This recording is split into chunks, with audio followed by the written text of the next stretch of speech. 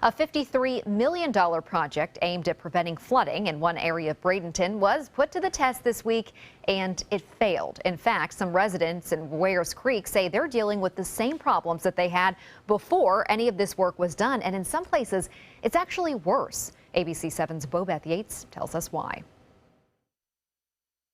Well, it's a nightmare many thought was over. Water from Ware's Creek rising up into people's yards and homes. But as you can see from the residue left behind, the issue is still here. So the force of the water actually split that branch. Wow. Scott Blanchard gave ABC 7 a tour of his backyard. His home is right off Ware's Creek, and he says the damage from the rising creek water knows no bounds. If you look, you can see where the water line came up on the shed, at least a couple of feet, and that would put it about 4 feet above the creek. The water took out his fence, his dock, drowned a chicken in his coop, and even went into Blanchard's home. But he isn't alone. An entire block of houses along the creek experiencing similar issues when the flood water rose beyond its banks. But the concern goes beyond the damage, because the problem should have been fixed by a $53 million Ware's Creek project headed by the U.S. Army Corps of Engineers. Supposedly it was finished.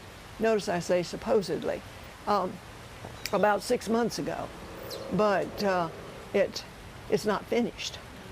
There's been nothing done on the worst part, the most dangerous part of the whole creek. The Ware's Creek project included dredging the creek, bridge work, and even building seawalls. But those in the area say it has not made a difference. It obviously has not done a very good job. Now, there's a 3-block long area that is a bottleneck. It runs between 17th Avenue and 14th Avenue. The thing of it is that has not been cleared out. That is the narrowest part of the entire creek. It has not been worked on at all. In addition, residents say they thought the entire creek would receive seawalls and higher bridges. But instead, many say they got bridges that are too low and narrow to accommodate the heavy flow of water from the creek. They kind of gave up on the project halfway through. We don't have any seawalls. The bridge they put here is way too low. And because of that, the water is hitting it. And we were under the impression the entire creek was going to be navigable, and it's definitely not navigable. County officials say they're still working with the Army Corps of Engineers to come up with a solution. Bobeth Yates, ABC 7, your Suncoast News.